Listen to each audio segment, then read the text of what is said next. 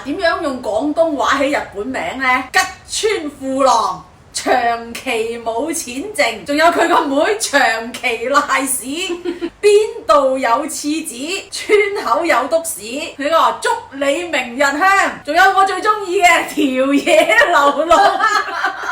有啲都比較有禮貌嘅，咩淮山杞子啊、川公白子啊咁樣，係咪？聽落幾優雅。點解粵語起日本名咧又咁契合同埋咁好笑嘅？呢個我係真係上網查過嘅，最後尾歸納到一點，應該就係同當年佢哋明治維新嗰陣時候嘅姓名改革有關。姓氏日本人嘅姓氏真係好多，就超過咗10萬家嘅。當年明治維新嘅時候咧，就即係相當於喺中國嘅晚清嘅時期啦。咁佢哋實行過一次姓氏嘅改革，就要求每一個國民咧都要有姓氏。係啊，日本啊以前啊，淨係得貴族同武士啊先至有姓嘅咋，平民咧得個名嘅咋，叫咩大郎啊、次郎啊、太郎啊、咩子文子咁樣。係啊，咁你突然之間每個人都有姓氏喎，而且又唔係話好多人讀過書嘅喎，要改姓點改啊？咁啊求其改咯。你屋企有塊田咪叫田中咯，你住碼頭嘅咪叫渡邊咯，跟住屋企養狗咪叫犬養。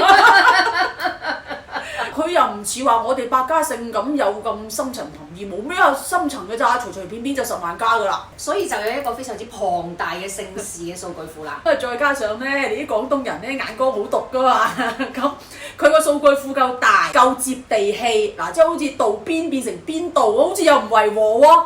咁於是順手拈來就有好多符合粵語笑點嘅組合啦。睇下你最中意邊個？